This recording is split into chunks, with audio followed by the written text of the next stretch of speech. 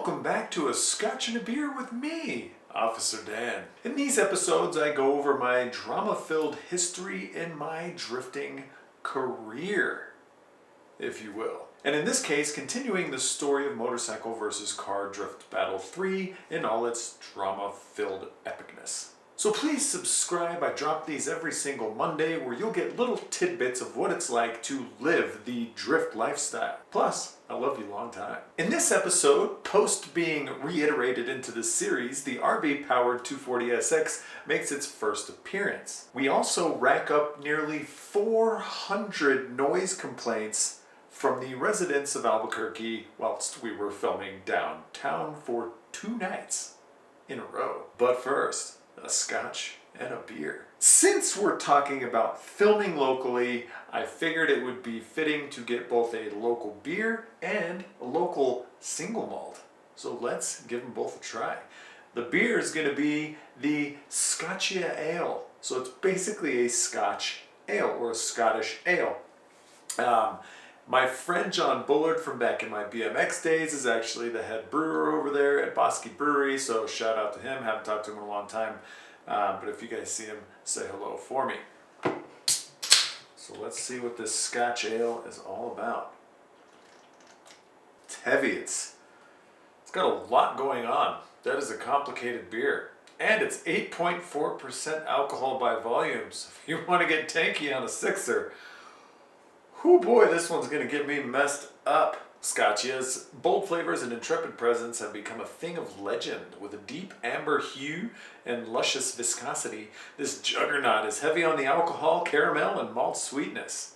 It is a delicious barley pop. Alright, now moving right along to the single malt. Remember, I cannot call it a scotch because it is not from Scotland, but it adheres to all the rules that a normal scotch would. It was just distilled here in New Mexico.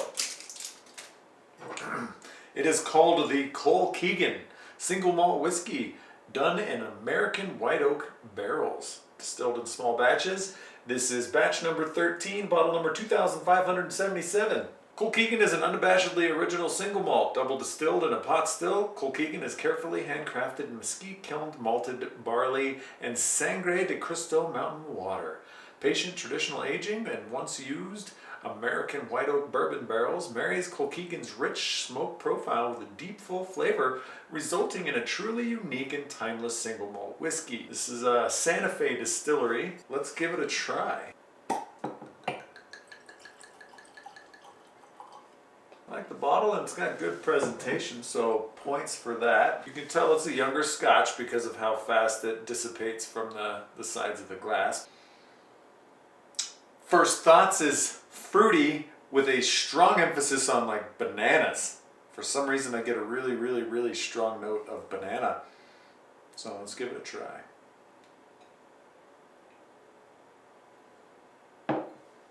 While this is a young scotch, it is over 3 years old, and I find this one to be absolutely delicious. There's a peatiness to it that's not overwhelming.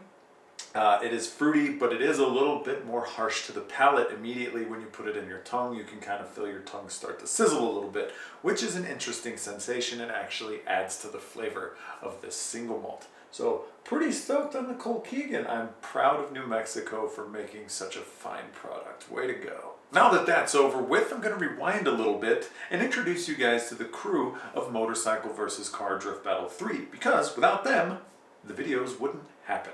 Awesomely enough, Nick Apex, Ernie Vigil, Matt Sanders, and I all contributed to writing this. This would be my first writing credit, so I was pretty pumped on that. Now, Matt Sanders was the director, the editor, and the mad genius behind the first 2 videos, so I knew we were in good hands with him at the helm. The director of photography and Red Master Deluxe, Sky Pinnick. Now, Sky is a legend in the snow sports realm, so it was really awesome to have him out and have a different perspective than us drivey guys all the time. Plus, this would be the first video that we'd actually shot with red cameras. Awesome. Now, fun fact, Sky was actually the dude inside the vet saying, "Pretty awesome." He nailed that role. Many months of auditions went into that, so good job, Sky. You beat out like 0 people to get that role. Congrats, bud. We also had local bros as well as Friends of Empire on the B camera side of things. Matt Lippencott, Tyler Kirk, and Manny Nieto, who you may know as the dude that was surfing outside of his truck and went very viral, and the internet hated him and loved him at the same time. Manny's a rad dude. Manny would also be the guy that was operating the drone that I took a swat at when I was bummed my motor blew and they were just doing donuts around me. That was actually real. I was pissed and I swatted at the drone. That wasn't part of the script. It just was funny because I'm an idiot. Now, Erik Disney Martinez was on audio, and in my humble opinion, that is the most important goddamn part of the shoot because I suck at it. And because if you don't have good sound in a video, the whole video is ruined. I've done this a few times with Scotch and a beer and my Hawaii trip, so audio is important. Thanks, Disney, for keeping our ears entertained. We also had 3 normal photogs on set to document the entire process and come up with some sick-ass shots. We had Mike Levin, Fat Jackson, and David Avila. So thanks, guys, for being out there and making us look way cooler than we actually are in real life. As for the extra drivers in the shoot, I know I mentioned them in the past videos, but I'm going to go over them again. First off, we had Travis Avery in his V8 swapped FC RX-7. That's the orange one. We also had Andy Barrow in the black FD V8 swapped RX-7. Aoki did a little bit of driving in my gray daily driver S13 coupe. Kasey King was in the 2JZ swapped SC300. Trent Durham owned the Death Vet, which was the black twin turbo vet that did the burnout where he said watch your cooler homes. And George Plant owned and drove that orange Chevette at the very end of the video. Of course, there was Buck in his buggy, but I've already gone over that in past episodes. He was basically filming with us this whole time, so I already mentioned him. Rad car, rad dude. I was super stoked to have other drift guys in this video. It just really enhanced what we were trying to do. It made it look chaotic. It made it look like there was a lot more going on than there actually was. So thank you guys for all coming out and doing that. It was a good time. Had a major snafu with the video. My memory card was full apparently, and I recorded 3/4 of the video without recording. So, refill on the scotch, and here we go again.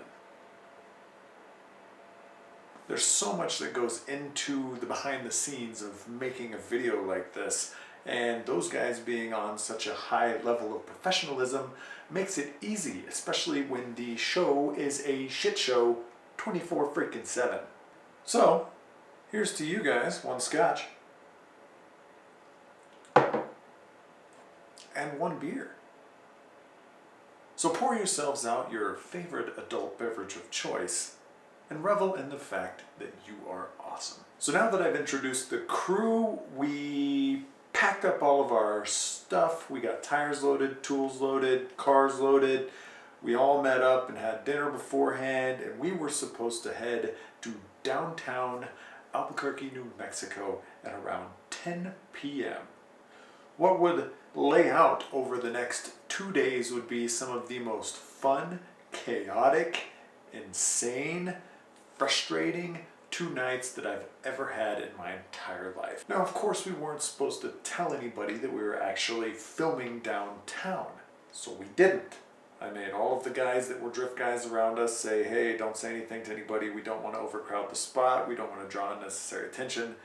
Not that we were going to do that anyway. But anyway, so we load up and we head to the spot. It's about a block and a half off of our main drag where everybody goes to drink at the bars in Albuquerque. And of course, word spreads very quickly that we're doing something down there, and the drift community swarmed upon us. Pretty much every single dude that was into drifting came out and knew exactly where we were within, I don't know, 20 minutes of us getting there. Now, I didn't say anything to anybody about when it was going to happen, but I still felt responsible that they all showed up, and I know it was putting the producer and all the crew under stress because they were filling up the parking spaces, and I was just like, oh God, here we go. It's starting already. I was really happy that they were there and they were showing support to us, and I felt like a rock star and so on and so forth, but it was also frustrating at the same time.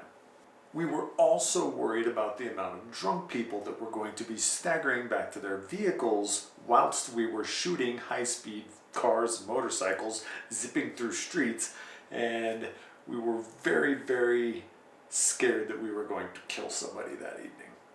And of course, in typical fashion, they started off with the motorcycle guys, and this time they started off with them doing some pretty nasty burnouts. And like I said, we're in close proximity to downtown. We have cops locking off all of our different locations, but we can't control all the alleyways, and people need to get to their cars to leave, etc., etc. So there's a lot going on. We're watching these guys do their stuff. They're zapping by the camera at 100 miles an hour. They're going around corners. They're dodging cars. It's just about 1 a.m. and they let us know that, hey, the drift cars are up. So I round up the posse and we head out to the first corner that we're supposed to drift. And the producer's like, well, the bars are going to be letting out at 1:30, so we want to get done with these corners as quickly as humanly possible because we don't want that influx of people coming out to their cars and blocking stuff, and it's just going to be a bad scene. So we literally had one shot per corner all the way until we got out of the range of the downtown area where everybody was. So they told Travis and I to line up. We lined up, we accelerated first, second, third, and initiated into an intersection drift, not hitting the cars that are still parked on the sides of the road, not hitting pedestrians that were walking across, and tandemed around the corner. They told us to stop, and that was going to be our new number one. So we did the same thing, on and on and on with different cars and different motorcycles, and we just kind of hopscotched around until we were kind of a little bit away from the downtown ruckus. Now, everywhere we went, of course, because of the smoke, the noise, there were people that would crowd around, so they had to be really careful about where they shot not to get those large groups of people into the picture. We ended up getting some rad shots of the downtown area, kind of showcasing how chaotic the Driftocalypse had become. And I was stoked. We hadn't killed anybody, no cars got run into, nobody hit any curbs.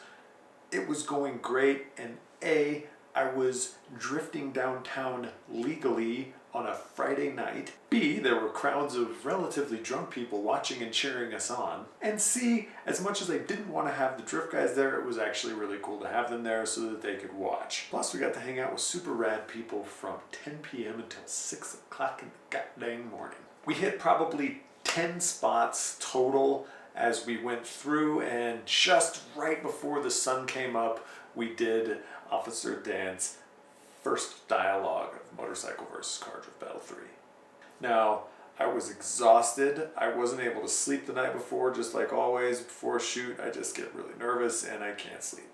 So I had worn myself to the ragged edge, staying up until 5:30 in the morning, shooting all of this stuff and concentrating on not hitting cars and people and so on and so forth. So when it came time to deliver my first lines, like I normally do, I just make the stuff up. But I was exhausted and I was not feeling very funny. All right, compadres, let's do this.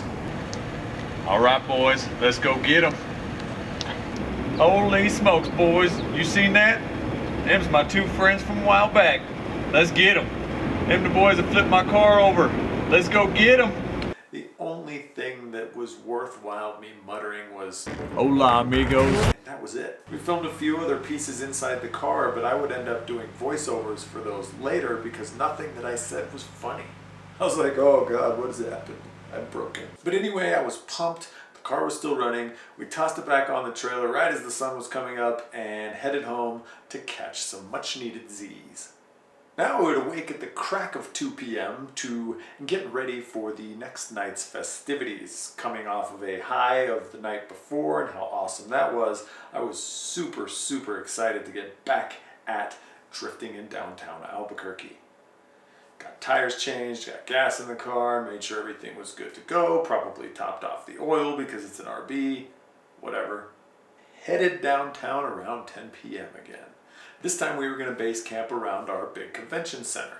The convention center is kind of surrounded by this one road that kind of dips down and goes underneath around, and this other road that goes up and over along the backside. And we used both of those a lot. The first shot up on the chopping block would be us doing donuts and being chaotic around where the two motorcycle guys, Nick and Ernie, would be getting out of jail. So we're out there showing what the Drfitpocalypse was, what had happened while they were in jail. And as they come out, they just see 4 or 5 cars just doing donuts around each other, doing burnouts down the street. It was literal chaos when they walked out. So they've got their boxes of clothes and stuff. They step into the street, and my second shot was to knock the box of clothing out of Nick's hand with my spoiler end plates. And I was like, all right, let's do this. I said, Nick, I want you to stand right here. I showed him where I was going to go. Nick stood right there, and they called action. Boom, smashed the box out of his hand first try. We actually did that first try. We were so pumped. It was awesome. So Ernie was just like, yeah! I think that was just kind of a natural reaction. So we got to move on, and then we just did donuts around each other and did some other stuff right around there. We moved to the corner that was kind of catty corner to where they got out of jail, and we all drifted in and out of that corner. They had buck chase us over the curb around that corner, and then we moved on. The next shot that they wanted to get was of the vet parked there, and Sky Pinnick, who, like I said, killed those lines, was supposed to say, watch your culo, Holmes. The vet was supposed to do a burnout and then launch down the street.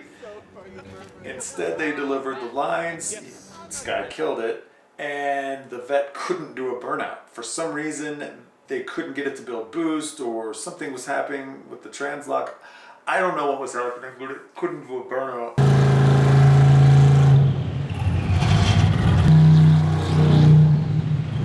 And eventually, it finally did a burnout. And then it caught on fire. We're all sitting here like, that 1,000 horsepower vet's on fire.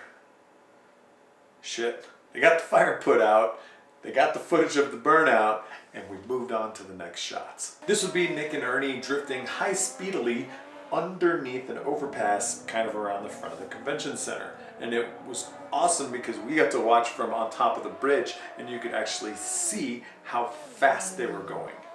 They were cooking. Once the motorcycle guys were done shredding those turns, they're like, all right, drift guys, you're up. And all of us were like, none of our cars can do those turns.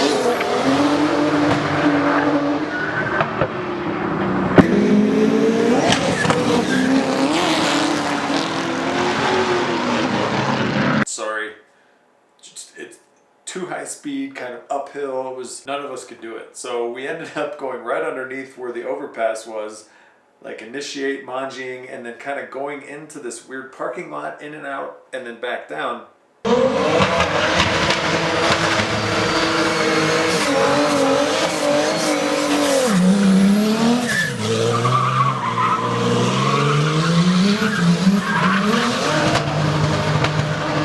This is where Travis Avery was kind of initiated a little too early, smacked up the curb, and broke a tie rod, ended up coming to a stop. It sucked at the time, but in hindsight, it kind of added to the chaos that was the Drfitpocalypse. Once we filmed a few more clips around that area, we headed up a parking garage to the very roof.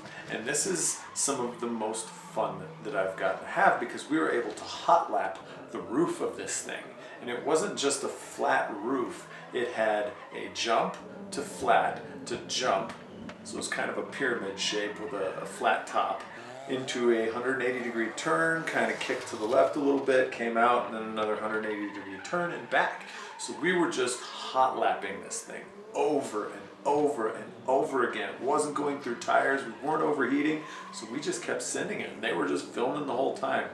We stayed up there for hours. Loved it. It was amazing.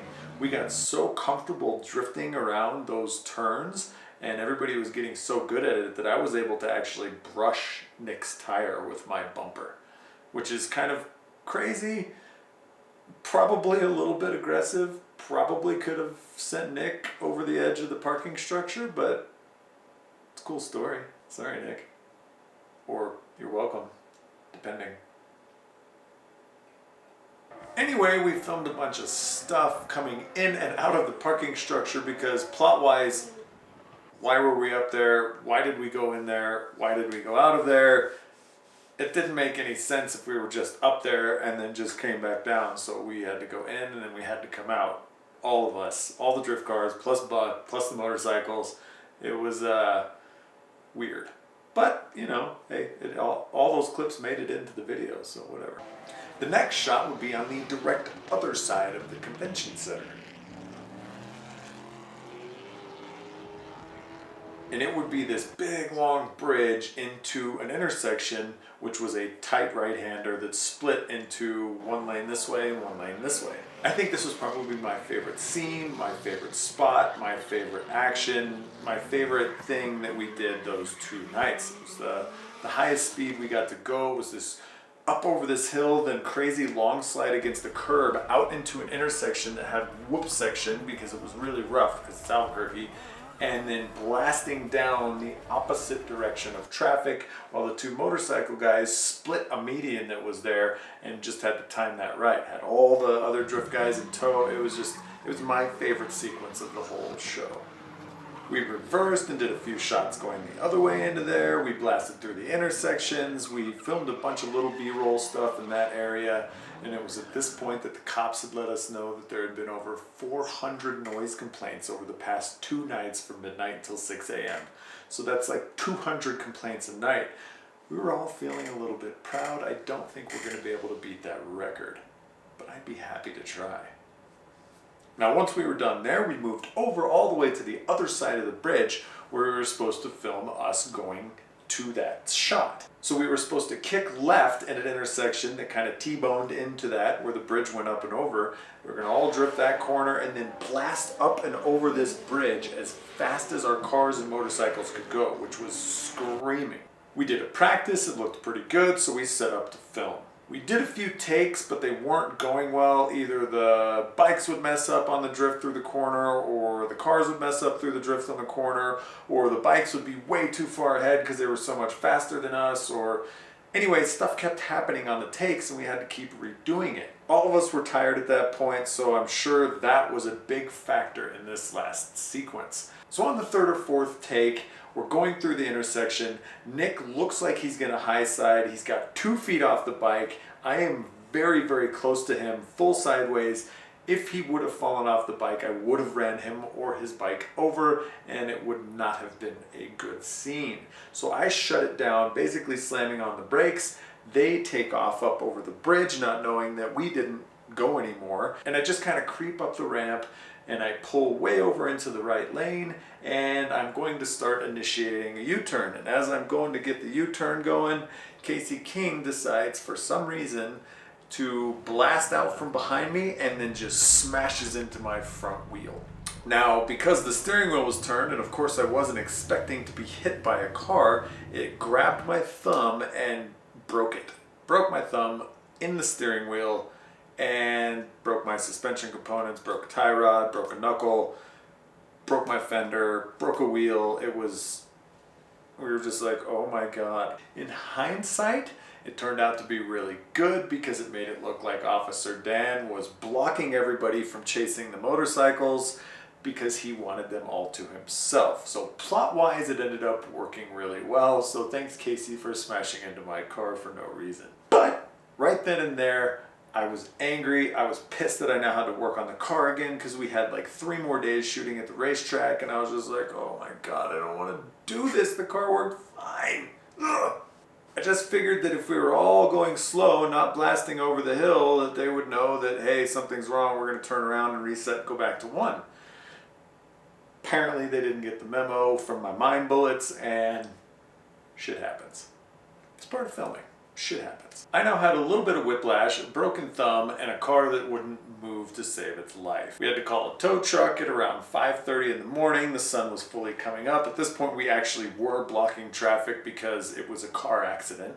And we loaded it up on the trailer and drove home not pumped. And that is where I'm gonna end this video. Thank you guys so much for watching. I hope you've enjoyed following along on this crazy adventure that is my drifting life.